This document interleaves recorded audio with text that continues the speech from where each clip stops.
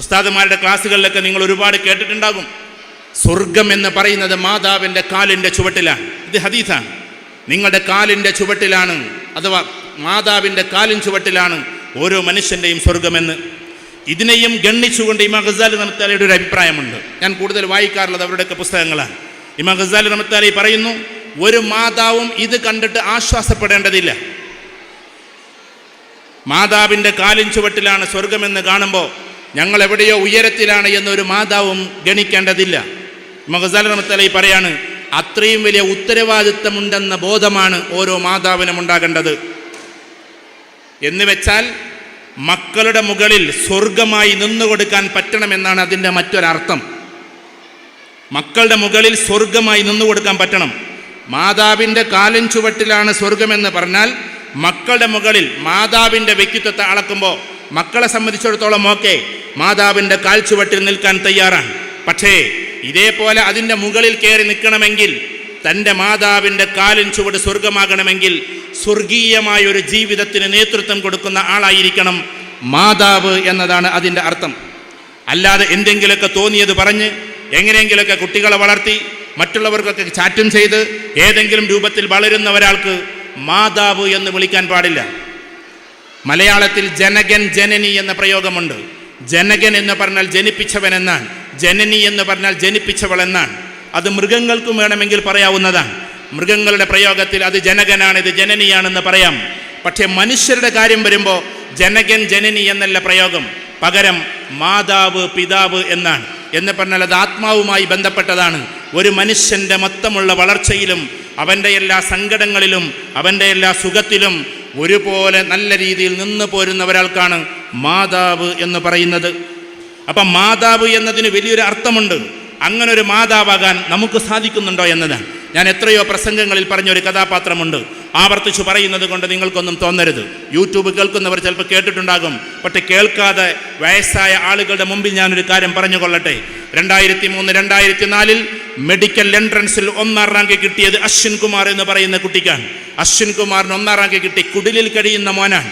ആകെയുള്ളത് അവനാകെ ഒരു 10-15 സെൻറ്റ് സ്ഥലവും അതിലൊരു ഉമ്മയും അഥവാ അമ്മയുമാണ്. ഇങ്ങനെ കഴിയുമ്പോഴാണ് അവന് 1ാം റാങ്ക് കിട്ടുന്നത്. അന്ന് കേരള മെഡിക്കൽ എൻട്രൻസാണ്, നീറ്റിലേക്ക് വന്നിട്ടില്ല. അപ്പോൾ കേരള മെഡിക്കൽ എൻട്രൻസിൽ 1ാം റാങ്ക് എന്ന് പറഞ്ഞാൽ ഏകദേശം 1.25 ലക്ഷം കുട്ടികളാണ് എൻട്രൻസ് എഴുതുന്നത് സാധാരണ കേരളത്തിൽ നിന്ന്. ഈ 1.25 ലക്ഷം കുട്ടികളിൽ നിന്ന് 1.25 ലക്ഷം കുട്ടികളെ പിന്നിലാക്കിയിട്ട് 1ാം സ്ഥാനത്ത് വന്ന ആൾക്ക് വല്ലാത്തൊരു വിലയാണ്. അന്ന് പത്രത്തിലെ ഫ്രണ്ട് പേജിൽ അവൻ്റെ ഫോട്ടോയുണ്ടാകും, അവൻ്റെ അമ്മ അവന് ലഡു കൊടുക്കുന്ന ഫോട്ടോയുണ്ടാകും.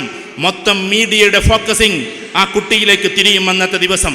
അങ്ങനെ എല്ലാ പത്രങ്ങളും അതോടൊപ്പം മറ്റുള്ള മീഡിയക്കാരും വീട്ടിൽ നിറഞ്ഞു നിൽക്കുമ്പോൾ അതിലൊരു മീഡിയക്കാരൻ ചോദിച്ച ഒരു ചോദ്യമുണ്ട്, നിങ്ങൾ മോനെ നിനക്ക് കിട്ടി 1ാം റാങ്ക് ഉണ്ടല്ലോ, ഇത് നീ ആർക്കാണ് നൽകുക എന്നതാണ്. എന്ന് പറഞ്ഞാൽ ഇന്നത്തെ കുട്ടികളൊക്കെ ഒരു വിജയം വന്നാൽ ഇതെൻ്റെ ബെസ്റ്റ് ഫ്രണ്ടിന് എന്നാ പറയുക. ആർക്കാണ് ഇത് സബ്മിറ്റ് ചെയ്യുന്നത് എന്ന് ചോദിച്ചാൽ ഇതെൻ്റെ ഗൈഡിന് എന്ന് പറയും, എൻ്റെ സാറിന് എന്ന് പറയും. ചിലരൊക്കെ ചിലപ്പോൾ എൻ്റെ ബോയ് ഫ്രണ്ടിന് എന്ന് പറയും, ചിലർക്ക് ഗേൾ ഫ്രണ്ടിന് എന്ന് പറയും. പക്ഷേ ഈ കുട്ടി പറഞ്ഞത് എൻ്റെ അമ്മക്ക് എന്നാണ്. എൻ്റെ 1ാം റാങ്ക് ഞാൻ സബ്മിറ്റ് ചെയ്യുന്നത് എൻ്റെ പാവപ്പെട്ട അമ്മക്ക് എന്നാണ്. ഉടനെ തന്നെ പത്രക്കാരൻ്റെ തിരിച്ചുള്ള ചോദ്യം, is your mother A doctor? നിൻ്റെ അമ്മ ഡോക്ടറാണോ എന്ന ചോദ്യമാണ്. അവർക്ക് വേണ്ടത് സെൻസേഷണൽ ന്യൂസാണ്. അതുകൊണ്ട് തന്നെ ചോദ്യം ഇതാണ്, നിൻ്റെ അമ്മ ഡോക്ടറാണോ? അവൻ പറഞ്ഞു, അല്ല, വീട്ടിൽ നിന്ന് തിരിയുന്നൊരു പാവം സ്ത്രീയാണ്. വീട്ടിൽ നിന്ന് തിരിയുന്നൊരു പാവം സ്ത്രീ. പിന്നെ എന്തുകൊണ്ടാ മോനെ നീ അമ്മയ്ക്ക് ഈ സമ്മാനം കൊടുക്കുന്നത് എന്ന ചോദ്യത്തിന് അവൻ പറഞ്ഞൊരു മറുപടിയുണ്ട്. അതായിരിക്കണം നമ്മുടെയൊക്കെ മക്കൾ നമ്മളെക്കുറിച്ച് പറയേണ്ടുന്ന മറുപടി. അവൻ പറഞ്ഞത്, രാത്രി 2 മണിക്ക് എഴുന്നേറ്റിട്ട് കട്ടൻ ചായ കാച്ചിയിട്ട് പഠിക്കാനിരിക്കുന്ന എൻ്റെ കണ്ണിൻ്റെ മുമ്പിൽ കൊണ്ടുവന്ന് വെച്ച് എൻ്റെ നെറ്റിയിൽ ഉമ്മ വെച്ച് കാത്തിരിക്കുന്ന എൻ്റെ അമ്മക്ക് എൻ്റെ 1ാം റാങ്ക് എന്നതാണ്. എൻ്റെ നെറ്റിയിൽ ഉമ്മ വെച്ച് കാത്തിരിക്കുന്ന എൻ്റെ അമ്മക്ക് +2 കഴിഞ്ഞ് അഥവാ 18-19 വയസ്സുള്ള സമയത്താണ് കുട്ടികൾ എൻട്രൻസ് എക്സാം എഴുതാറുള്ളത്. ആ 19കാരൻ രാത്രി 2 മണിക്ക് എഴുന്നേറ്റിട്ട് പഠിക്കാനിരിക്കുമ്പോൾ കട്ടൻ ചായ കാച്ചിയിട്ട് മുമ്പിൽ കൊണ്ടുവന്ന് വെച്ച് അർദ്ധരാത്രി 2 മണിയാണ്, ഉറക്കം ഒഴിയാൻ പാടില്ലാത്ത സമയം, അഥവാ ഒരു മനുഷ്യൻ്റെ ഡീപ്പായിട്ടുള്ള സ്ലീപ്പ് നടക്കുന്ന സമയമാണ്. ആ സമയത്ത് എഴുന്നേറ്റ് തൻ്റെ മകൻ്റെ മുമ്പിൽ കട്ടൻ ചായ കൊണ്ടുവന്ന് വെച്ച് ആ തിരുനെറ്റിയിൽ ഉമ്മ വെച്ച് കാത്തിരിക്കുന്ന മകൻ ഡോക്ടറാകുന്നതും കാത്തിരിക്കുന്നൊരു പാവം അമ്മയുണ്ട്. ആ അമ്മയ്ക്ക് എൻ്റെ 1ാം റാങ്ക് എന്നാണ് ഈ അശ്വിൻ കുമാർ അന്ന് പറഞ്ഞത്. നമ്മുടെ എത്ര പേരുടെ മക്കൾ അങ്ങനെ പറയുമെന്ന് നമ്മൾ നെഞ്ചിനോട് കൈവച്ച് ചോദിക്കും. നമ്മുടെ സ്വന്തം മക്കളോട് ചോദിച്ചാൽ അവർക്കൊരു പക്ഷേ ഏറ്റവും സ്നേഹം മാതാവിനോട്, ഏറ്റവും വെറുപ്പാരോട് എന്ന് ചോദിച്ചാൽ അതും മാതാവിനോട് എന്നതാണ്. കാരണം മാതാവ് സ്നേഹമുണ്ട് ഉള്ളിൽ, പക്ഷേ വെറുപ്പിക്കലാണ് പുറത്തുള്ളത്. സ്നേഹം ഉള്ളിലുണ്ടെങ്കിൽ അത് പ്രകടിപ്പിക്കലാണ് പുറത്ത് നടക്കേണ്ടത്. അത് പ്രകടിപ്പിക്കാൻ സാധിക്കാത്ത സ്നേഹം വെറുതെയാണ്. നമ്മൾ വിചാരിച്ചങ്ങനെ കൊണ്ടുനടന്നാൽ നല്ല ഉഷാറാകുന്നുള്ളതാണ്.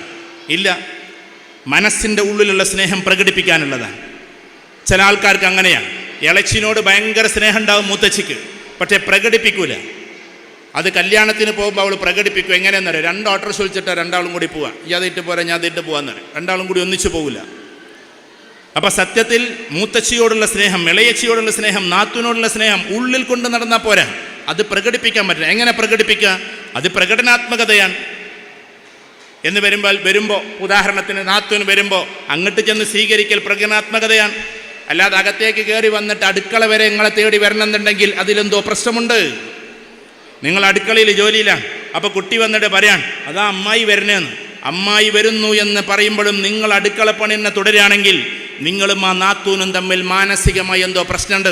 തൽക്കാലം അടുക്കളപ്പണി നിർത്തിവെച്ചിട്ട് ഡോറ് വരെ വന്നിട്ട് ഒന്ന് വിഷ് ചെയ്ത് പൊയ്ക്കൂടെ? കാരണം നമ്മുടെ വീട്ടിലേക്കല്ലേ കയറി വരുന്നത്.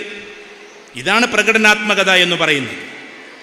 നമ്മുടെ കുട്ടികൾ സ്കൂൾ വിട്ട് വരുമ്പോൾ, പണ്ടൊക്കെ ഞങ്ങളൊക്കെ സ്കൂൾ വിട്ട് വരുമ്പോൾ, എൻ്റെ അനിയനും ഈ സദസ്സിലുണ്ട്, ഏതായിരുന്നാലും ഞങ്ങളൊക്കെ സ്കൂൾ വിട്ട് വരുമ്പോൾ ഉമ്മ കാത്തിരിക്കുമായിരുന്നു. 5 മണി നേരത്ത് ഉമ്മയുടെ ചായയ്ക്ക് വേണ്ടി ഞങ്ങൾ ഓടി വരാറുണ്ട്. ആ സമയത്ത് കൊലായിൽ വന്നിട്ടാണ് ഞങ്ങളെ സ്വീകരിക്കുക. ബാഗോ അന്നൊക്കെ അവരെ സഞ്ചിയൊക്കെ ഉണ്ടാവുക, അതൊക്കെ വാങ്ങി വെക്കും. എന്നിട്ട് നേരെ അടുക്കളയിൽ പോയിട്ട് ഞങ്ങൾക്ക് ഇതൊക്കെ തരും. ആ സ്നേഹക്കെന്ന് മാതാക്കളിൽ നിന്ന് പോയി.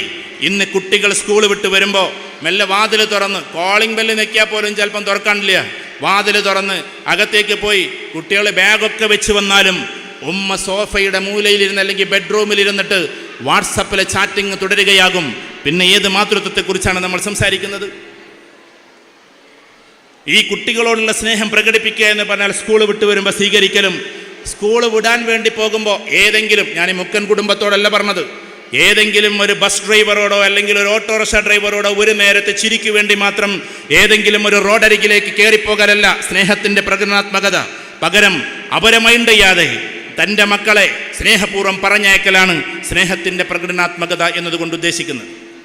അങ്ങനെ കുട്ടികൾ എന്ത് പറയുമ്പോഴും അവരുടേതായ ഒരു സ്വാസ്ഥ്യക്ക് വേണ്ടി കൂടെ നിന്ന് കൊടുക്കുന്ന ഒരു മാതൃത്വമുണ്ട് ഇന്നത്തെ കാലഘട്ടത്തിൽ. ഇത് പറയുമ്പോൾ ഇവിടെ ചിലപ്പോൾ ഇന്നത്തെ ആദരം പിടിച്ചു വാങ്ങാൻ വേണ്ടി അല്ലെങ്കിൽ ആദരവിന് വേണ്ടി കാത്തിരിക്കുന്ന പഴയ മാതാക്കളുണ്ട്, 60-70 വയസ്സായ. അവർക്ക് ഞാൻ എന്താണ് ഈ പറയുന്നത് എന്ന് ഫ്ലാഷ് ബാക്ക് പോലെ തിരിയും. കാരണം അവരുടെ ജീവിതത്തിൽ മുഴുവനും കഴിഞ്ഞു പോയത് അതാണ്. മകൻ എന്തെങ്കിലും ഒരു കുസൃതി കാണിക്കുമ്പോൾ വാപ്പ ചിലപ്പം പറയും പോടാ വീട്ടിൽ നിന്ന്. അങ്ങനെ ആ കുട്ടി പോകും, ചിലപ്പോൾ ദേഷ്യം പിടിച്ചിട്ട്. പണ്ടത്തെ രീതികൾ അങ്ങനെയാണ്. പക്ഷെ ആ കുട്ടിക്ക് ഭക്ഷണം കഴിക്കാനുണ്ടായോ എന്ന് അവൻ്റെ ഓരോ കൂട്ടുകാരോടും അന്വേഷിച്ചിരുന്നു അന്ന് ഉമ്മമാർ. പിൻവാതിലൂടെ കയറി വന്ന് വാപ്പ വഴക്ക് പറഞ്ഞാലും ഈ കുട്ടി ഒറ്റയ്ക്കിരുന്ന് ഭക്ഷണം കഴിക്കുന്ന സമയത്ത് തലയിൽ തലോടിയിട്ട് സാരല്യടാ, നിന്റെ കുട്ടിക്കും വരുവാടാ നല്ല ഒരു കാലമെന്ന് ഈ പാവം ഉമ്മമാർ എത്രയോ തവണ പറഞ്ഞതാണ്. ഇന്നത്തെ ഉമ്മമാരത് പറയുന്നുണ്ടോ? കുട്ടികളുടെ തലയിൽ തലോടിയിട്ട് സാരല്യടാ, എൻ്റെ കുട്ടിക്കും വരും ഒരു നല്ല കാലമെന്ന് പറയുന്ന എത്ര മാതാക്കളുണ്ടാകും ഈ കൂട്ടത്തിൽ? ഞാൻ നിങ്ങളെ പഠിപ്പിക്കാൻ വന്നതല്ല, നിങ്ങളെ ദേഷ്യം പിടിപ്പിക്കാൻ വന്നതുമല്ല. ഞാൻ ചില കാര്യങ്ങൾ പറയുന്നു എന്ന് മാത്രം. നമുക്ക് 3 കുട്ടികളുണ്ടെങ്കിൽ അതിലൊരു കുട്ടിക്ക് നല്ല A+, നല്ല പഠിത്തം, എന്നിട്ട് അവരോട് പറയുന്നു മാത്രമല്ല, അയൽപ്പക്കത്ത് പോയി പറയും, അവിടെ പോയി പറയും, ഇവിടെ പോയി പറയും, എൻ്റെ മൂത്ത മോൻ ഭയങ്കര ഉഷാറാണ്, രണ്ടാമത്തോനെ ഒന്നിനും പറ്റൂല. ഇങ്ങനെ ഒന്നിനും പറ്റാത്തവനാക്കി നമ്മുടെ മറ്റുള്ള കുട്ടികളെ മാറ്റിയിരിക്കാം. നേരെ മറിച്ച് പഴയ മാതാക്കൾ പഠിക്കുന്ന സാമർഥ്യമുള്ള കുട്ടികളെ അധികം നോക്കാറുണ്ടായിരുന്നില്ല. പകരം ഒന്നിനും പറ്റാത്ത, ചിലപ്പോൾ വികലാംഗനായ അല്ലെങ്കിൽ മനസ്സുകൊണ്ട് വൈകല്യമുള്ള ആളെയായിരുന്ന പഴയ മാതാക്കൾ കൂടുതൽ ശ്രദ്ധിച്ചിരുന്നത്. അപ്പോൾ നമ്മുടെ മാതൃത്വത്തിൻ്റെ ട്യൂണിങ് മാറി. ഏതൊക്കെയോ ഇംഗ്ലീഷ് മീഡിയം സ്കൂളുകൾ പഠിപ്പിച്ചിട്ടുള്ള A+ലൂടെ നമ്മൾ കടന്നു പോവാൻ. A+ കിട്ടാത്ത കുട്ടികളൊക്കെ മോശക്കാരെന്ന് നമ്മൾ ചിത്രീകരിക്കുകയാണ്. ആര് പറഞ്ഞു A+ ആണ് ഈ ലോകത്തിൽ ഏറ്റവും വലുതെന്ന്? കുട്ടികളെല്ലാവരും A+ എടുക്കണമെന്നത് വേറെ കാര്യം. ഒരു പക്ഷേ കുടുംബ ക്ലാസ്സുകൾ കഴിഞ്ഞാൽ ഏറ്റവും കൂടുതൽ ക്ലാസ് എടുക്കുന്നത് വിദ്യാർത്ഥികൾക്കാണ്. വിദ്യാർത്ഥികൾക്ക് ഞാൻ ഏറ്റവും കൂടുതൽ ക്ലാസ് എടുക്കുന്നത് ഹൗ ടു ഗെറ്റ് A+ എന്നതാണ്.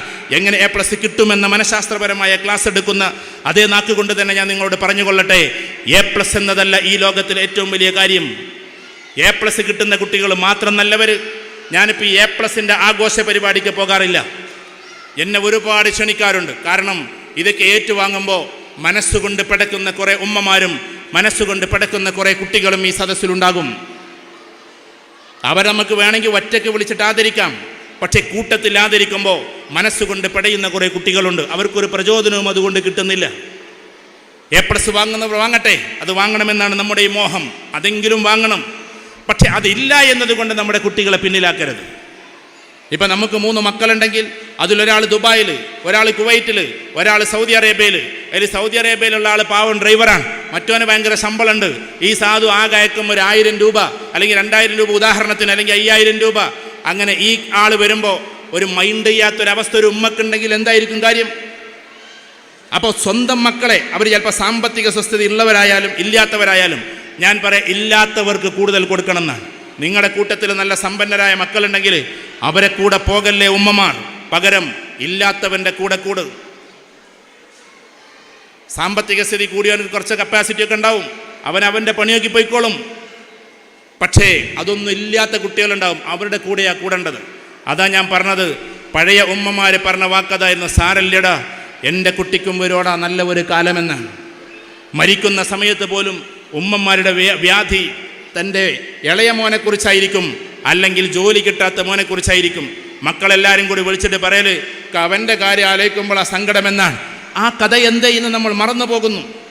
അതുകൊണ്ട് മാതാക്കളുടെ ട്യൂണിങ് പോലും മാറി. മാതാവ് മാതാവല്ലാതെയായിക്കൊണ്ടിരിക്കുന്നു. കണക്ക് കൂട്ടുന്ന തന്ത്രജ്ഞയായി മാതാവ് മാറുന്നുവോ എന്ന് നമ്മൾ ചിന്തിക്കേണ്ടതുണ്ട്. മാർക്കിനടിസ്ഥാനപ്പെടുത്തി ആദ്യം, പിന്നെ പണത്തിനടിസ്ഥാനപ്പെടുത്തി, പിന്നെ ആദ്യം മാർക്ക് തരുന്ന കുട്ടികൾക്ക് ഭയങ്കര പ്രോത്സാഹനം, പിന്നെ ജോലി കിട്ടി കൂടുതൽ ശമ്പളമുള്ള ആളുകൾക്ക് പ്രത്യേക പ്രോത്സാഹനം. അങ്ങനെ പോയി പിന്നെ അവനാകട്ടെ ചിലപ്പോൾ നല്ല തറവാട്ടിൽ നിന്ന് കല്യാണം കഴിച്ചു കൊണ്ടുവന്നിട്ടുണ്ടാകും. ഇവൻ്റെ ജോലിയും പ്രയാസവും ഒക്കെ കാരണത്താൽ അത്ര വലിയ സ്കോപ്പുള്ളിടത്തുനിന്ന് കൊടുത്തിട്ടുണ്ടാവില്ല. അപ്പം മരുമക്കളോടുള്ള അങ്ങനെയുള്ള പ്രശ്നങ്ങൾ വേറെ. നാളൊരു ചെറുപ്പക്കാരൻ എൻ്റെ മുമ്പിലിരുന്ന് കരയാണ് കൗൺസിലിങ്ങിൽ. ഞാൻ ഇപ്പോൾ കൗൺസിലിംഗ് നിർത്തിയിട്ടുണ്ട്, അതുകൊണ്ട് ആരും എന്നെ അതിന് വിളിക്കരുത്, അത് ആമുഖമായിട്ട് പറയാം. കൗൺസിലിംഗ് ഒരു ചെറുപ്പക്കാരിരുന്ന് കരയാൻ. എന്താ കാര്യം എന്നറിയോ? അതായത് ഇവൻ കല്യാണം കഴിച്ചു കൊണ്ടുവന്നത് ഒരു ഇഷ്ടത്തിലായിരുന്നു, അതിൻ്റെ പേരിൽ അത്ര ഇല്ലാത്തടത്തുനിന്നാണ് കൂടുന്നത്, മറ്റേതുള്ളടത്തുനിന്നാണ് കൂടുന്നത്. എന്നിട്ട് ഇവൻ പറയാണ്, സാറേ അതൊക്കെ കഴിഞ്ഞു, ജീവിതം ഇങ്ങനെ മുന്നോട്ട് പോവാൻ. പക്ഷേ എൻ്റെ കുട്ടികളെ ഒന്ന് കളിപ്പിക്കുക പോലുമില്ല. എൻ്റെ കുട്ടികളും ജ്യേഷ്ഠൻ്റെ കുട്ടികളും ഒന്നിച്ചിരിക്കുമ്പോൾ ജ്യേഷ്ഠൻ്റെ കുട്ടികളെ മടിയിലിരുത്തി കളിപ്പിക്കും, മറ്റേ കുട്ടികൾ വന്നാൽ നിങ്ങളാണ്ട് പൊയ്ക്കോളെന്ന് പറയും. ഇതേതു മാതൃത്വമാണ്? അവിടെ പേരക്കുട്ടികൾക്കിടയിൽ നമുക്ക് ചിലപ്പോൾ 8 പേരക്കുട്ടികളുണ്ടാകും, 9 പേരക്കുട്ടികളുണ്ടാകും. എല്ലാവരും കൂടി നമ്മളെ കാണുമ്പോഴേക്ക് ഓടിയെടുക്കുന്ന മാതൃത്വമാണ് നമ്മളിൽ ഉണ്ടാകേണ്ടത്. ആ പിതൃത്വമാണ് നമ്മളിൽ ഉണ്ടാകേണ്ടത്. ഒരു വല്യമ്മാനെ കാണുമ്പോൾ ചില കുട്ടികൾക്ക് സന്തോഷം, ചില കുട്ടികൾക്ക് ദുഃഖം. ഇങ്ങനെയുള്ള അവസ്ഥയുണ്ടെങ്കിൽ നമ്മളൊരു കുടുംബനാഥയല്ല. നമുക്ക് 9 പേരക്കിടാങ്ങളുണ്ടെങ്കിൽ 9 പേരും നമ്മളെ കാണുമ്പോൾ വല്യമ്മ എന്ന് പറഞ്ഞുകൊണ്ട് ഓടി വരണം. അതാണ് ശരിക്കും മാതൃത്വം, അതാണ് കുടുംബനാഥ എന്നതുകൊണ്ട് ഉദ്ദേശിക്കുന്നത്. വീട്ടിലൊരു പ്രശ്നം വരുമ്പോൾ അതാരുടെ ഭാഗത്ത് നിന്നാണ് എന്ന് അനലൈസ് ചെയ്യാനുള്ള കപ്പാസിറ്റി ഓരോ സ്ത്രീകൾക്കും ഉണ്ടാകണം. ഞാൻ സ്ത്രീകൾക്ക് വേണ്ടി മാത്രം സംസാരിക്കല്ല, ഇനി ഈ ഭാഗം ഞാൻ പറയാം. എന്തുകൊണ്ടാണ് ഈ മോൻ ഇങ്ങനെ പറയുന്നത് എന്ന് ഉമ്മമാരാണ് ശ്രദ്ധിക്കേണ്ടത്. എന്തുകൊണ്ടാണ് ഈ സ്ത്രീ ഇങ്ങനെ പറയുന്നത് എന്ന്. കാരണം മരുമകളുടെ ഒരവസ്ഥയെ ഉമ്മമാർക്കേ അറിയൂ. ഒരു പുരുഷൻ 1000 PhD എടുത്താലും സ്ത്രീകളുടെ അവസ്ഥ നമുക്കറിയാൻ കഴിയില്ല. സ്ത്രീകളുടെ അവസ്ഥ അറിയണമെങ്കിൽ അത് ഉമ്മമാർക്ക് അറിയൂ. ഇപ്പം ചില ആൾക്കാരൊക്കെ ഉമ്മാമ്മമാരെ വിട്ടിട്ട് കുട്ടികളെയും കൊണ്ട് വേറെ താമസിക്കാൻ തുടങ്ങി. ഉമ്മാമ്മമാർക്ക് നല്ല പാഠങ്ങൾ കുട്ടികൾക്ക് പഠിപ്പിച്ചു കൊടുക്കാൻ പറ്റൂ. ഉമ്മാമ്മമാരുടെ ചില വാല്യൂസ് ഉണ്ട്, ചില എത്തിക്സ് ഉണ്ട്. എനിക്കറിഞ്ഞുകൂടാ അങ്ങനെ ഒരു കഥയുണ്ടോയെന്ന്. ഞാൻ ഇന്നും അത് തെളിവായിട്ട് കണ്ടിട്ടില്ല. പക്ഷേ ചെറുപ്പത്തിൽ നമ്മൾ ഒരു കഥ കേട്ടിട്ടുണ്ട്. അതെൻ്റെ വല്യപ്പയാണ് എനിക്ക് ആദ്യം പറഞ്ഞു തന്നത്. അതെന്തെന്ന് ചോദിച്ചാൽ, പണ്ട് ഏതോ ഒരു കബറ് മാന്തിയപ്പോൾ, ഞാൻ എൻ്റെ തെളിവ് ഇതുവരെ കണ്ടിട്ടില്ല, ഉണ്ടെങ്കിൽ ആർക്കെങ്കിലും ഹാജരാക്കാം, അതുകൊണ്ട് ഞാൻ തെളിവ് കാണുന്നത് വരെ ഞാനത് വിശ്വസിക്കില്ല. ഏതായിരുന്നാലും ശരി, ഒരു കബറ് മാന്തിയപ്പോൾ ഒരാളുടെ പല്ലിൻ്റെ ഭാഗത്ത് നിന്ന് കുറച്ച് എന്തോ ഒരു ചലം പോലെ, അല്ലെങ്കിൽ എന്താ പറയുക, മോശപ്പെട്ടത് ഇങ്ങനെ വരുന്നത് കണ്ടു. അപ്പോൾ അതിലൊരു കൊള്ളിയിരിക്കുന്നതും കണ്ടു. അങ്ങനെ ഏതാണ്ട് ആ കൊള്ളിയിരിക്കുന്നത് കണ്ട ആളുകളൊക്കെ ചർച്ച നടത്തിയപ്പോൾ അയാൾക്കൊരു ശീലമുണ്ടായിരുന്നത്രേ. അഥവാ ഭക്ഷണം കഴിച്ചു കഴിഞ്ഞാൽ ഏതെങ്കിലുമൊക്കെ ഓലയിൽ നിന്ന് ഈർക്കിളി എടുത്തിട്ട് കുത്തുന്ന ഒരു ശീലമെന്ന് കുഞ്ഞുനാളിൽ ചെറുപ്പത്തിൽ ഉപ്പാപ്പ പറഞ്ഞു തന്നൊരു കഥയാണ്. അതുള്ളതാണോ ഇല്ലാത്തതാണോ എനിക്കറിഞ്ഞുകൂടാ, അല്ലാഹു ആലം ബി മുറാദി. ഏതായിരുന്നാലും ശരി, അങ്ങനെ ആ കഥ അങ്ങനെ കഴിഞ്ഞു. കുട്ടിക്കാലത്ത് നമുക്ക് പറഞ്ഞു തന്നതാണ്. ഇപ്പോഴും നമ്മുടെ ഒരു അവസ്ഥ, ഞാൻ ഭയങ്കര വാല്യൂസും എത്തിക്സും ഒന്നുള്ള ആളൊന്നുമല്ല, അങ്ങനെ ഞാൻ പറയുന്നില്ല. പക്ഷേ ഭക്ഷണം കഴിച്ച് കഴിഞ്ഞാൽ അറിയാതെ ഈർക്കിലെടുക്കേണ്ടി വരുമ്പോൾ, ഏതെങ്കിലുമൊക്കെ കല്യാണപ്പൂട്ടെന്നൊക്കെ നമുക്കെല്ലാവർക്കും ഉണ്ടാവുമല്ലോ പല്ലൊന്ന് ചെറുതായിട്ട് കുത്തുന്നൊരു സ്വഭാവം. പക്ഷെ അതെടുക്കാൻ വേണ്ടി കൈ ഉയർത്തുമ്പോഴേക്കും ഉപ്പാപ്പ കുഞ്ഞുനാളിൽ പറഞ്ഞു തന്ന കഥ എനിക്ക് ഓർമ്മ വരും. അതുകൊണ്ട് അത് ഞാൻ ഒരിക്കലും അത് സാരല്ലേ പാപ്പ പറഞ്ഞെന്ന കഥ ഇല്ലാത്തതാണെന്ന് വിചാരിച്ച് ഞാനത് ഒഴിവാക്കാൻ നിന്നിട്ടില്ല. ആ കഥയിൽ ഒരു സത്തുണ്ടെന്ന് മനസ്സിലാക്കി പരമാവധി അത് ഒഴിവാക്കാൻ ശ്രമിക്കാറുണ്ട്. അപ്പം ഞാൻ പറഞ്ഞു വരുന്നത്, വല്യമ്മമാർ പറഞ്ഞു കൊടുക്കുന്ന കഥകൾ, വല്യപ്പമാർ പറഞ്ഞു കൊടുക്കുന്ന കഥകൾ, ആ കഥകളാണ് കുട്ടികൾക്ക് പൊട്ടൻഷ്യൽ സ്റ്റോറീസ് ആയിട്ട് നിൽക്കുക. പൊട്ടൻഷ്യൽ സ്റ്റോറീസ് എന്ന് പറഞ്ഞാൽ അവരുടെ ഉള്ളിൽ പഞ്ചുള്ള കഥകളായിട്ട് നിൽക്കണമെങ്കിൽ ഉമ്മമാർ കഥ പറഞ്ഞു കൊടുക്കണം, അല്ലെങ്കിൽ ആ പ്രകൃതത്തിന് പറ്റിയ ഉമ്മമാർ കഥ പറഞ്ഞു കൊടുക്കണം. ഉമ്മമാർ മെല്ലെ ഇരുത്തി. ഇപ്പം ഇന്ന് മുഹറം 10, ഇന്നലെ മുഹറം 9, ചെറിയൊരു കൺഫ്യൂഷൻ എവിടെയൊക്കെ ഉണ്ടെന്ന് പറഞ്ഞു. ഞാൻ അതിനെക്കുറിച്ച് സംസാരിക്കുന്നില്ല. ഏതായിരുന്നാലും ശരി, ഇന്ന് എന്നെ സംബന്ധിച്ചിടത്തോളം മുഹറം 10 ഞാൻ നോമ്പുകാരനായിട്ടാണ് നിങ്ങളോട് സംസാരിക്കുന്നതും. ഞാൻ പറയുന്നത് എന്തെന്ന് ചോദിച്ചാൽ, ഈ മുഹറമിനെ കുറിച്ച് നമ്മൾ നമ്മുടെ കുട്ടികൾക്ക് കഥ പറഞ്ഞു കൊടുത്തോ? ഉസ്താദുമാരുടെ വാലിനപ്പുറം ഒരു ഉമ്മ ഇരുന്ന് പറഞ്ഞു കൊടുക്കേണ്ടതല്ലേ? എന്തായിരുന്നു മുഹറം 10? പ്രത്യേകിച്ച് മുഹറം 10ന്റെ പ്രത്യേകത മൂസ അലൈഹിസ്സലാത്തു വസ്സലാമയും അതേപോലെ തന്നെ ഫിറഔനും തമ്മിലുള്ള ആ ഒരു വല്ലാത്ത അവസ്ഥയാണ്. അങ്ങനെ അവസാനം ബനൂ ഇസ്രായേൽ ഗോത്രങ്ങൾ ആ വരുന്നതൊക്കെ ഒരു വല്ലാത്തൊരവസ്ഥയിൽ നമ്മുടെ കുട്ടികൾക്ക് പറഞ്ഞു കൊടുക്കണമായിരുന്നു. കടലിൻ്റെ ഓരത്ത് വന്ന് നിൽക്കുന്നത്, മുമ്പിലാകട്ടെ ചെങ്കടലാണ്. അവിടെ പോയവർക്കറിയാം എന്താ അതിൻ്റെ അവസ്ഥ. നിങ്ങൾ കണ്ടിട്ടുണ്ടെങ്കിൽ നിങ്ങൾക്കറിയാലോ. ആ കടലിൻ്റെ അപ്പുറത്ത് അവിടെ തന്നെയാണ് ആ നദിയും ഒന്ന് ചേരുന്നത്. അങ്ങനെ നദിയിൽ മുങ്ങി മരിക്കാൻ, അല്ലെങ്കിൽ കടലോരത്ത് അതിൻ്റെ നടുക്കിലൂടെ പോകണം, എന്നിട്ട് നദിയിലൂടെ കയറി പോരണം. നദിയും കടലും കൂടി ചേർന്ന് നിൽക്കുന്ന ഒരു പ്രദേശമാണത്. നൈൽ നദിയുടെ തീരം. ആ നദിയിലേക്ക് ഇങ്ങനെ നോക്കി നിൽക്കാൻ ആ സമയത്ത് തൻ്റെ പിന്നിലുള്ളത് ഫിറഔനും സംഘവുമാണ്. ഇന്ന് ആ ദിവസമാണ് മുഹറം 10ന്റെ ഏറ്റവും വലിയ പ്രത്യേകത. ഈ പ്രത്യേകതയാണ് ആ ദിവസം നടന്നത്. അതാണ്. മറ്റു ഒരുപാട് പ്രത്യേകതകളുണ്ട്. പക്ഷേ അങ്ങനെ ബനൂ ഇസ്രായേൽ സംഘത്തെ കൂട്ടിയിട്ട് ലക്ഷക്കണക്കിന് ആളുകളാ കൂടെയുള്ളത്. പിന്നിലാകട്ടെ ഫിറഔനും സംഘവും കടന്നു വരുന്നു. ഫിറഔനാകട്ടെ ആജാനുബാഹുവാൻ, ഒരുപാട് ഹൈറ്റുള്ള, ഭയങ്കര വീതിയുള്ള, കണ്ണുകൾ ഉള്ളിലേക്ക് കുഴിഞ്ഞ, അതോടൊപ്പം തന്നെ വക്രീകരിച്ച മുഖമുള്ള, അത്ര സ്റ്റൈലനല്ലാത്ത ഒരാളാണ്. കണ്ടാൽ തന്നെ ഭീകരൻ. അതാണ് ശരിക്കും ഫിറഔൻ എന്ന് പറഞ്ഞാൽ. ഫിറഔനെ കണ്ടാൽ തന്നെ പേടി. അതേപോലെയുള്ള അവരുടെ ഗോത്രത്തിന് പറയുന്ന പേര് തന്നെ ബനൂ ഇസ്രായേൽ എന്നതല്ല, ഖിബ്തികൾ എന്നതാണ്. ഖിബ്തികൾ വലിയ ആജാനുബാഹുക്കളാണ്. ഖിബ്തികൾ പിന്നാലെ വരികയാണ്, ബനൂ ഇസ്രായേൽ മുന്നാലെ സഞ്ചരിക്കുകയാണ്. ആ സമയത്ത് കടലിൻ്റെ ഓരത്ത് വരുമ്പോൾ ആളുകൾ ചോദിക്കുന്നൊരു ചോദ്യമുണ്ട്. മൂസ അലൈഹിസ്സലാത്തു വസ്സലാമയോട് ചോദിക്കുന്നൊരു ചോദ്യമുണ്ട്. അതെന്താണെന്നറിയോ? നമ്മൾ പിടിക്കപ്പെട്ടില്ലയോ? ഇന്നാല മുദ്റക്കൂൻ, തീർച്ചയായിട്ടും നമ്മൾ പിടിക്കപ്പെട്ടില്ലയോ? നമ്മളവർ പിടിക്കൂലേ? നിങ്ങൾ എന്ത് പണിയാ ചെയ്തത്? ഞങ്ങളെ കൊണ്ടുവന്നിട്ട് കടലിൻ്റെയും ഈ കാണുന്ന ചെകുത്താന്മാരുടെയും ഇടക്ക് നിങ്ങൾ നിർത്തുകയോ എന്നാണ് ചോദിച്ചത്. വല്ലാത്തൊരു ചോദ്യമാണ്. ആ സമയത്ത് പറയുന്നൊരു മറുപടിയുണ്ട്, ഇല്ല കല്ല ഇന്ന മഈ റബ്ബി സയഹ്ദീൻ, തീർച്ചയായിട്ടും അങ്ങനെയല്ല, എൻ്റെ അല്ലാഹു എന്നോടൊപ്പമുണ്ട്. പിന്നിൽ ലക്ഷക്കണക്കിന് ആളുകൾ വന്നോട്ടെ, മുമ്പിൽ കടലുമുണ്ടാകട്ടെ, ഇന്ന മഇയ റബ്ബി സയഹ്ദീൻ, എൻ്റെ കൂടെ അല്ലാഹു ഉണ്ട് എന്നാണ്. നമ്മളുടെ എല്ലാവരുടെ കൂടെയും എന്ന് പറഞ്ഞില്ല. ഇവിടെയാണ് ഉമ്മത്തെ മുഹമ്മദും സല്ലല്ലാഹു അലൈഹി വസല്ലമയും ഉമ്മത്തെ മൂസയും അലൈഹിസ്സലാത്തു വസ്സലാമയും തമ്മിലുള്ള വ്യത്യാസം. മൂസ അലൈഹിസ്സലാത്തു വസ്സലാം പറഞ്ഞത് എൻ്റെ കൂടെ അല്ലാഹു ഉണ്ട് എന്നാണ്. എന്നാൽ അബൂബക്കർ സിദ്ദീഖ് റളിയല്ലാഹു തആല അൻഹുവിനെ കൂട്ടി ഇതേപോലൊരു യാത്രാവേളയിൽ വല്ലാതെ ഭയപ്പെട്ട് സൗർ ഗുഹയിൽ കഴിഞ്ഞപ്പോൾ അവിടെ പറഞ്ഞ മറുപടി അല്ല, നമ്മളോടൊപ്പം അല്ലാഹു ഉണ്ട് എന്നതാണ്, എന്നോടൊപ്പമുണ്ട് എന്നതല്ല, അഥവാ നമ്മളോടൊപ്പമുണ്ട് എന്നതാണ്. ഇവിടെ നമ്മൾ മനസ്സിലാക്കേണ്ടത്, എൻ്റെ കൂടെയുണ്ട് എന്ന് പറയുന്ന രംഗം നിങ്ങൾ കുട്ടികൾക്ക് പുലിമുരുകൻ കാണിച്ചു കൊടുക്കുമത്രേ, നിങ്ങൾ കുട്ടികൾക്ക് മറ്റുള്ളത് കാണിച്ചു കൊടുക്കുമത്രേ. അവരുടെ മനസ്സിൽ മുഴുവൻ ഹീറോ ഇപ്പോൾ പുലിമുരുകനാണ്.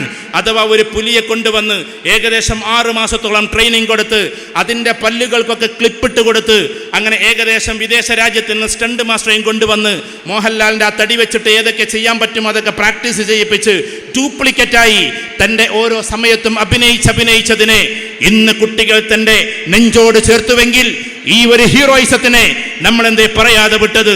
അഥവാ തൻ്റെ പിന്നിൽ വരുന്നത് ഏകദേശം സ്റ്റണ്ട് മാസ്റ്റർമാരുടെ കൂടെയുള്ള 8-10 ആളുകളല്ല, 1 ലക്ഷത്തിലേറെ ആളുകൾ ഇപ്പുറത്ത്, 12 ലക്ഷത്തിലേറെ ആളുകൾ പിന്നാമ്പുറത്ത്.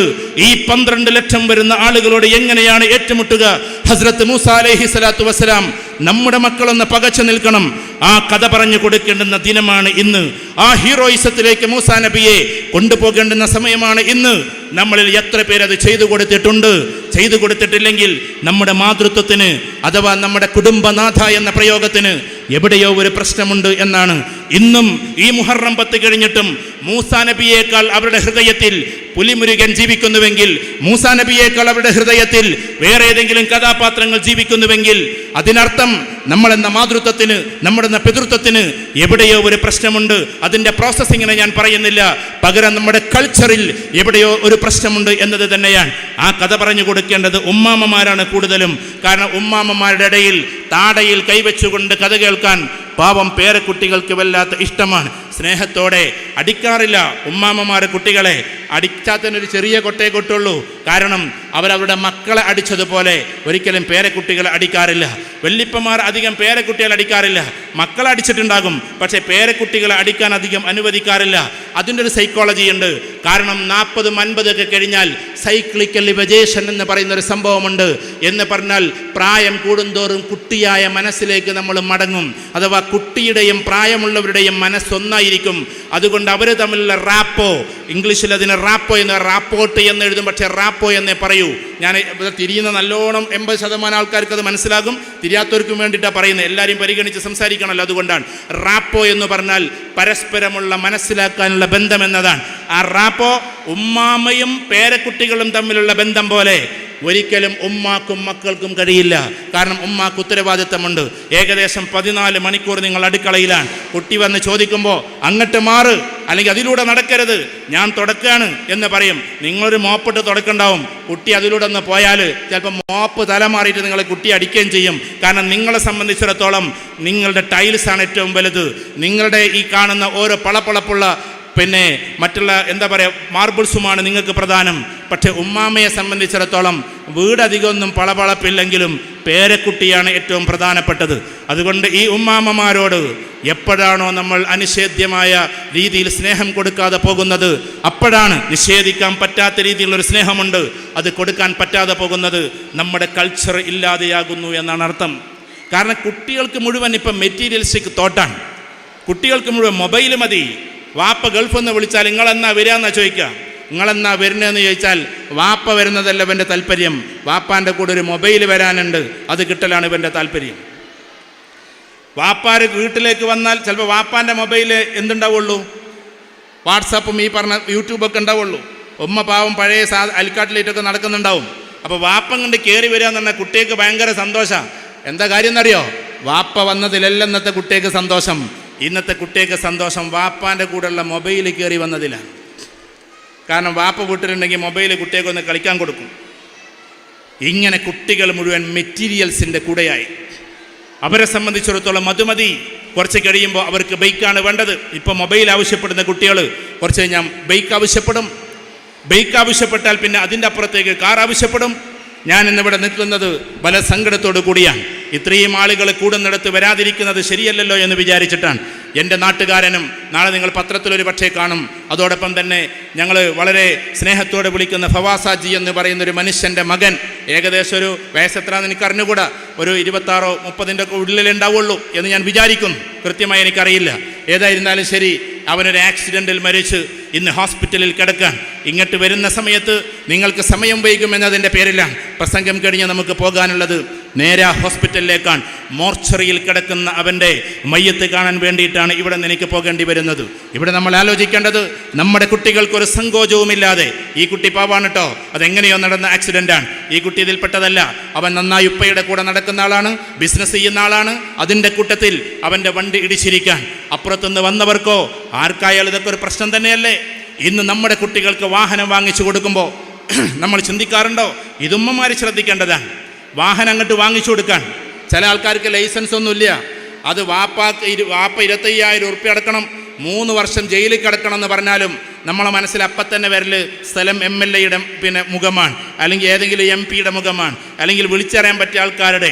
ഇങ്ങനെ കേരളം മുഴുവനും കറപ്ഷന് കൊണ്ട് ഏതെങ്കിലും ഒരു കുട്ടി ഏതെങ്കിലും ഒരു ബൈക്കും കൊണ്ട് പോയാൽ ഹെൽമെറ്റ് ഇല്ലാത്തതിൻ്റെ പേരിൽ 2000 രൂപ ഫീസ് ഇളവാക്കേണ്ടി വരുമ്പോൾ അപ്പോഴേക്കും MLA-യുടെ കോള് വരുന്ന അവസ്ഥയിലേക്ക് കേരളം അതപ്പതിച്ചു കഴിഞ്ഞു.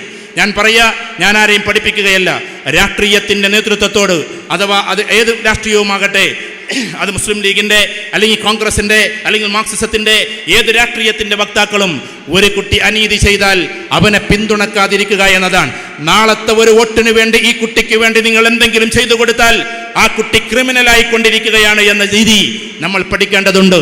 എൻ്റെ പ്രിയപ്പെട്ട ജനപ്രതിനിധികളോട്, അങ്ങനെ ഒരു MLA യും ചെയ്യാറില്ല, MP യും ചെയ്യാറില്ല. ഞാൻ മനസ്സിലാക്കിയിട്ടുള്ളത് മിക്കവാറും ലോക്കൽ ലെവലിലുള്ള നേതാക്കന്മാരാണ് പോലീസ് സ്റ്റേഷനിലേക്ക് വിളിക്കാറുള്ളത്. അവരൊക്കെ അത് ശ്രദ്ധിക്കുന്നത് നല്ലതാണ്. കുട്ടികൾ ക്രിമിനൽസ് ആയിക്കൊണ്ടേയിരിക്കാൻ അവരെ സംബന്ധിച്ചിടത്തോളം തെക്കന്മാർ പറയാറുണ്ട് അവിടെയൊന്നും ഇങ്ങനെ കുട്ടികൾ വല്ലാണ്ട് പോവാറില്ല. ഏറ്റവും കൂടുതൽ ഫൈൻ ഈടാക്കുന്നത് മലപ്പുറം ജില്ലയിൽ നിന്നാണ്. ലൈസൻസ് ഇല്ലാത്തതിൻ്റെ പേരിൽ കോടികൾ ഖജനാവിലേക്ക് വന്നു. കേരള സർക്കാരിൻ്റെ കോടികൾ, അതിൽ ഭീമമായ സംഖ്യ മലപ്പുറം ജില്ലയിൽ നിന്നാണ്. ഏറ്റവും കൂടുതൽ ആക്സിഡന്റുകൾ നടന്നു, അതിൽ സിംഹഭാഗവും മലപ്പുറം ജില്ലയിലാണ്. ഏറ്റവും കൂടുതൽ സ്കൂളിലേക്ക് സ്കൂട്ടർ കൊണ്ടുപോകുന്നവരും ബൈക്ക് കൊണ്ടുപോകുന്നവരും. സ്കൂളിൽ എന്തിനാ ബൈക്കും സ്കൂട്ടറും? സ്കൂളിൽ പഠിക്കുന്ന കുട്ടിക്ക് 18 വയസ്സായിട്ടില്ല, നമുക്ക് അറിയുന്നതല്ലേ. ഏറ്റവും കൂടുതൽ എവിടെയെന്ന് ചോദിച്ചാൽ ഞാൻ എൻ്റെ ജില്ലയെ സ്നേഹിക്കുന്നതുകൊണ്ടാണ് പറഞ്ഞത്, അതും മലപ്പുറം ജില്ലയിലാണ്. സ്കൂളുകളുടെ മുറ്റത്ത്, കോളേജുകളുടെ മുറ്റത്ത് ഒരു വണ്ടിക്ക് പോലും പാർക്ക് ചെയ്യാൻ സ്ഥലമില്ലാത്ത രീതിയിൽ കുട്ടികൾ അതും കൊണ്ടുവരാൻ. 18 വയസ്സായാൽ ലൈസൻസ് ഉണ്ടെങ്കിൽ നിങ്ങൾ കൊടുത്തോ, പക്ഷെ അതിനു മുമ്പേ നമ്മൾ കൊടുക്കുമ്പോൾ നമ്മൾ തന്നെ അതിൽ അപരാധിയാവുകയാണ്. നിരപരാധിയല്ല, നമ്മൾ അപരാധിയാണ് എന്നൊന്ന് ചോദിച്ചിട്ടുണ്ടെങ്കിൽ നമ്മൾ അതിൻ്റെ കൃത്യവിലോപം കാണിച്ച വക്താക്കളായി മാറുകയാണ്. എന്നിട്ട് ഈ കുട്ടികൾ അന്തം വിട്ട് പോവാൻ. ഈ അടുത്തിടെ ഞങ്ങളുടെ നാടിനപ്പുറത്ത് ഒരു ചെറുപ്പക്കാരൻ ഒരു കല്യാണം കഴിച്ചു. ഇതേപോലെ തന്നെ ഇപ്പോൾ കല്യാണം കഴിക്കലെന്നൊരു ലെവലില്ലാത്ത പോലെയാണല്ലോ പ്രണയവും സ്നേഹവും എന്നൊക്കെ പേര് പറഞ്ഞ്. ഏതായാലും ആ കുട്ടിയുടെ കല്യാണം കഴിഞ്ഞു. ആ പെൺകുട്ടി പാവമാണ്. ഏതായിരുന്നാലും ശരി, ആ കുട്ടിയെയും കൊണ്ട് ബൈക്കിൽ പോവാൻ. കല്യാണം കഴിഞ്ഞ് കുറച്ച് ദിവസമായിട്ടുള്ളൂ. വെറും കുറച്ച് ദിവസമേ ആയിട്ടുള്ളൂ. ആ സമയത്ത് ബൈക്കിൽ പോവാൻ. അപ്പം സ്പീഡൊന്ന് കൂടിയപ്പോൾ ആ പെൺകുട്ടി പറഞ്ഞു, പുതിയാപ്പള കൊണ്ടുപോവാണ്. പുതിയെണ്ണ് പറഞ്ഞു, ഒന്ന് പതുക്കപ്പോൾ എനിക്ക് പേടിയാകുന്നു. അതുകൊണ്ട് പറഞ്ഞതോടുകൂടി പിന്നെയും സ്പീഡ് കൂട്ടാൻ. പറഞ്ഞു, ഒന്ന് പതുക്കപ്പോൾ എനിക്ക് പേടിയാകുന്നു എന്ന് ഇവളെ അലറി വിളിക്കാൻ. മനുഷ്യന് പല രീതിയിലുള്ള സാഡിസമുണ്ട്. മനുഷ്യൻ്റെ ഭയത്തിൽ, മനുഷ്യൻ്റെ വേദനയിൽ സന്തോഷിക്കുന്ന കുറേ ആളുകളുണ്ട് ഈ ലോകത്തിൽ. അതിന് സൈക്കോളജിയിൽ സാഡിസം എന്നാ പറയുക. അത്തരത്തിലുള്ള മനോഗതിയുള്ളവർക്ക് ആ മനോവൈകല്യത്തിൻ്റെ പേര് സാഡിസ്റ്റ് എന്നാണ്. ഒരു മനുഷ്യൻ ആർത്ത് വിളിക്കുമ്പോൾ അതിൽ സന്തോഷിക്കുക. ഏതായിരുന്നാലും ഇവള് പറഞ്ഞു, പതുക്കപ്പോ എന്ന് ഉറക്കെ വിളിച്ചു പറഞ്ഞു. പക്ഷെ ഇവൻ പരമാവധി സ്പീഡ് കൂട്ടി. ആ കുട്ടി താഴോട്ട് മറിഞ്ഞു വീണു, സ്പോട്ടിൽ തന്നെ മരിക്കുകയും ചെയ്തു. ഇപ്പോൾ അവനിരുന്ന് വിതുമ്പലിലാണത്രേ. അവൾ അന്ന് പറഞ്ഞപ്പോൾ ഞാൻ കേട്ടില്ലല്ലോ എന്ന് പറഞ്ഞ് വിതുമ്പുകയാണ്. ഞാൻ ആ കുട്ടിയെ കുറ്റപ്പെടുത്താനല്ല ഇത് പറഞ്ഞത്. ഈ കാലഘട്ടത്തിൻ്റെ ചെറുപ്പക്കാരോടാണ് ഞാൻ സംവദിക്കുന്നത്. നിങ്ങൾ ബൈക്ക് ഓടിക്കുമ്പോൾ മാന്യതയില്ലാത്ത രീതിയിൽ പോകുന്നുണ്ടോ എന്ന് നിങ്ങൾ സ്വയം ചിന്തിക്കേണ്ടതാണ്. കാണുന്ന മോട്ടോർ ബൈക്കിനൊന്നും ഗ്ലാസ് കാണുന്നില്ല. ഗ്ലാസ് എന്ന് പറഞ്ഞാൽ അത് ബൈക്കിൻ്റെതല്ല, നമ്മളുടെ ഡീസൻസിയുടെ പ്രതീകമാണ് ഗ്ലാസ് എന്ന് പറഞ്ഞാൽ. ബൈക്കിന് ഗ്ലാസ് ഇല്ലാതെ ഒന്ന് നമ്മൾ കാണുന്നുണ്ടെങ്കിൽ ആ കുട്ടി ഡീസൻ്റ് അല്ല എന്ന് എവിടെയും നമുക്ക് ഒപ്പുവെച്ച് കൊടുക്കാം. കാരണം ഒരു നിയമമാണ്, ബൈക്കായാൽ അതിന് മിറർ വേണം, 2 സൈഡിലും വേണം. അതിലേറ്റവും പ്രധാനപ്പെട്ടത് റൈറ്റ് സൈഡിലെ മിററാണ്. അതില്ലാതെ ഒരു പയ്യൻ പോകുന്നുവെങ്കിൽ അവൻ ഡീസൻ്റ് അല്ല എന്ന് ഏത് രീതിയിലും നമുക്ക് വിധി എഴുതാൻ പറ്റും. കാരണം അവൻ നിയമത്തെയാണ് താളം തെറ്റിക്കുന്നത്, അവൻ നിയമത്തിൻ്റെ വ്യവസ്ഥകളെയാണ്. നമ്മൾ വണ്ടിയും കൊണ്ട് പോകുമ്പോൾ ആ സമയത്ത് ഈ ഗ്ലാസ് ഇല്ലാത്ത ചെറുപ്പക്കാരാണ് കൂടുതലും ക്രോസ് ചെയ്ത് പോകുന്നത് കാണുക. കാരണം ബാക്കിൽ വണ്ടി ഉണ്ടോ എന്ന് കാണാൻ ഇവൻ്റെ ബൈക്കിന് ഗ്ലാസ് വേണ്ടേ? ഗ്ലാസ് ഉണ്ടെങ്കിലല്ലേ ബൈക്ക് വരുന്നുണ്ടെന്ന് അറിയുള്ളൂ. ഇതൊന്നും ഇല്ലാതെ ഇവനിങ്ങനെ പോവാൻ. നമ്മളും ബൈക്ക് ഓടിക്കുന്ന ആളുകളൊക്കെ തന്നെയാണ്.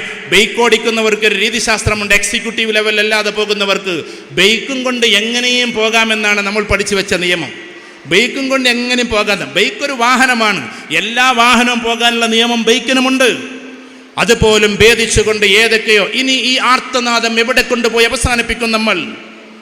ഈ പെൺകുട്ടിയുടെ ആർത്തനാദമുണ്ടല്ലോ, മരണവെപ്രാളത്തിൽ ഉറക്ക ഓടിക്കല്ലേ എനിക്ക് ഭയമാകുന്നു എന്ന് പറയുന്നത് 1000 കാതങ്ങൾക്കപ്പുറത്ത് നിന്നും അവൻ്റെ ചെവികളിലേക്ക് ഇനിയും കടന്നു വരുന്ന ശബ്ദമാണ്. വല്ലപ്പോ എനിക്ക് പേടിയാകുന്നു എന്ന ശബ്ദം. ആ കുട്ടി ഒന്ന് വീഴുക മാത്രമാണെങ്കിൽ അവനൊരു പക്ഷേ സങ്കടമുണ്ടാകുമായിരുന്നില്ല. പക്ഷേ വീഴുകയും ആ കുട്ടി മരിക്കുകയും ചെയ്യാൻ അതുകൊണ്ട് ഞാൻ ഈ മുക്കൻ കുടുംബത്തിലെ എൻ്റെ ഞാൻ സ്നേഹിക്കുന്ന കുട്ടികളോട് ഞാൻ പറയാൻ, ഇപ്പം ഞാൻ ഇങ്ങോട്ട് വരുമ്പോഴും ഒരു ചെറുപ്പക്കാരൻ്റെ മയ്യത്ത് ഹോസ്പിറ്റലിലെ മോർച്ചറിയിൽ കിടക്കുന്നു എന്ന് പറഞ്ഞുകൊണ്ടാണ് ഞാൻ നിങ്ങളോട് സംസാരിക്കുന്നത്. അത് നമുക്ക് പ്രിയപ്പെട്ട ഒരാളുടെ മകൻ. എന്നിട്ട് ഞാൻ പറഞ്ഞുകൊള്ളട്ടെ, ശ്രദ്ധാപൂർവം പോകണം, അതെന്തായാലും സംഭവിക്കുമെന്നതാണ്. ഇനി അതിൻ്റെ ഒരു ദീനി വേർഷൻ പറയാം. ഉസ്താദുമാരിതായിരിക്കുന്നവരോട് ചോദിച്ചു നോക്ക്, ഇതിനോരോ ഫത്വ കൂടിയുണ്ട്. നിങ്ങളൊരു പക്ഷേ നല്ല സുന്നത്തായ രീതിയിൽ പോയി അതിലിടയ്ക്ക് ആക്സിഡന്റ് പറ്റി, ഒരു പക്ഷേ നമുക്ക് ഷഹീദിന്റെ പ്രതിഫലം കിട്ടും. കാരണം ഷഹീദുമാർ 4 രീതിയിലാണ് എന്ന് റിയാദുസ് സ്വാലിഹീനിൽ ഹദീസുണ്ട്. അതിൽ ഒന്ന് അപകടത്തിൽ മരിക്കുന്ന ആളാണ്, ഒന്ന് ഷഹീദായിട്ട് മരിക്കുന്ന ആൾ തന്നെ, മറ്റൊന്ന് അംറാദുൽ ബുത്തൂൻ, വയറിന് അസുഖം വന്ന് മരിക്കുന്ന ആളാണ്. ഇങ്ങനെ 4 കാറ്റഗറിയെ കുറിച്ച് പറയുന്നുണ്ട്. റിയാദുസ് സ്വാലിഹീനിൽ ഹദീസ് കിടക്കുന്നുണ്ട്. ഇവരൊക്കെ അത് പഠിച്ചിട്ടുണ്ടാകും, അവരത് ഓതിക്കൊടുക്കുന്ന ആളുകളാണ്. അതിൽപ്പെട്ടതാണ് ഈമാനോട് കൂടി അപകടത്തിൽ മരിക്കുന്ന ആള്. അങ്ങനെയാണെങ്കിൽ നമുക്ക് അള്ളാൻ്റെ അടുത്ത് തന്നെ വലിയ പ്രതിഫലം ഉണ്ടാവും. ഞാൻ ഈ കുട്ടിയെ അതിൽ കാണുന്നു. കാരണം അവൻ എപ്പോഴും നല്ല രീതിയിൽ 5 വക്ത് നിസ്കരിച്ച് നടക്കുകയും നല്ല രീതിയിൽ മാതാപിതാക്കൾ അനുസരിച്ച് നടക്കുകയും പിന്നെ എന്തോ ഒരു ആവശ്യത്തിന് വേണ്ടി പുറത്തിറങ്ങിയപ്പോൾ അവൻ മരിച്ചതാണ്. ഈ പറഞ്ഞ കാറ്റഗറി പെട്ടതല്ല അത്. പക്ഷേ ഒരു രാജ്യത്തിൻ്റെ നിയമം, ഹുബ്ബുൽ വത്തനി മിനൽ ഈമാൻ, രാജ്യസ്നേഹം, അത് ഈമാന്റെ ഭാഗത്തിൽപ്പെട്ടതാണ്. രാജ്യസ്നേഹം രാജ്യത്തോടുള്ള സ്നേഹമാണ്. ആ രാജ്യത്തെ സ്നേഹിക്കുക എന്ന് പറഞ്ഞാൽ ആ രാജ്യത്തിൻ്റെ നിയമത്തിനനുസരിച്ച് പോവാന്നുള്ളതാണ്. 18 വയസ്സായാലല്ലാതെ ബൈക്ക് ഓടിക്കരുത്, ലൈസൻസ് വേണം, ഇന്ന രീതിയിൽ ഡ്രൈവ് ചെയ്യണമെന്ന് ഏതാളുകൾ വിളിച്ചു പറയാനുണ്ടായാലും ഒരു നിയമം നിലനിൽക്കേ അങ്ങനെ എങ്ങാനും നമ്മൾ മരണപ്പെട്ടു പോയാൽ അതിനിടക്ക് നമ്മൾ അത്രമാത്രം നിസ്കാരത്തിൽ കാർക്കശ്യമില്ലാത്ത ആളും ഈമാൻ തെരുമ്പ് പോലും ഇല്ലാത്ത ആളുമാണെങ്കിൽ പിന്നെ ഏത് ലോകത്തേക്കായിരിക്കും നമ്മൾ പോവുക എന്നും കൂടി ഇതിൻ്റെ കൂട്ടത്തിൽ നമ്മൾ വായിക്കേണ്ടതുണ്ട്. അപ്പൊ ഈ നിയമം പാലിക്കുക എന്നത് രാജ്യത്തോടുള്ള നിയമം മാത്രമല്ല, it is a part of our own ethics, our religious ethics, നമ്മുടെ മതത്തിൻ്റെ എത്തിക്സ് ആണ്, നമ്മുടെ മതത്തിൻ്റെ വാല്യൂസും കൂടിയാണ്. അതുകൊണ്ട് തന്നെ ഇതിൽ പല ആൾക്കാർക്കും, ഇപ്പോൾ ഇവിടെ നിങ്ങൾ ഇരിക്കുന്ന ഉസ്താദുമാരോട്, ഈ നല്ല നല്ല ആൾക്കാരോടൊക്കെ ഒന്ന് ചോദിച്ചു നോക്കിയാട്ടെ, അവർക്കൊരു പെറ്റി കേസ് പോലും ഇന്നേ വരെ ഉണ്ടാവുകയില്ല. പെറ്റി കേസ് എന്ന് പറഞ്ഞാൽ ഇങ്ങനെ പോകേണ്ട വണ്ടി അങ്ങനെ എടുത്തതിൻ്റെ പേരിൽ ജസ്റ്റ് ചാർജ് ചെയ്യുന്ന കേസാണ് പെറ്റി കേസ്. തള്ളിപ്പോകുന്ന കേസുകളാണ്. അതിന് വാദോ കുന്തോന്നും ഉണ്ടാവില്ല, ജസ്റ്റ് ഫൈൻ അടക്കാൻ പോവുക. പെറ്റി കേസ് പോലും ഉണ്ടാകില്ല. എന്തുകൊണ്ട് മാന്യമായി ജീവിക്കുമ്പോൾ പെറ്റി കേസ് പോലും നമുക്കുണ്ടാകില്ല. എന്നാൽ ചില കേടികളായ കുട്ടികളുണ്ട്, അവർക്ക് കോടതിയിൽ നിന്നും അവർക്ക് പോലീസ് സ്റ്റേഷനിൽ നിന്നും ഇറങ്ങാൻ സമയമില്ലാതെ അവിടെ ജീവിതത്തെ മുഴുവൻ നൂലുകളാൽ അങ്ങനെയുള്ള ചങ്ങലകളാൽ ബന്ധിച്ചിരിക്കുകയാണ്. ഈ മുക്കൻ ഫാമിലിയിൽ അങ്ങനെ ഒരു കുട്ടിയും ഉണ്ടാകാൻ പാടില്ല.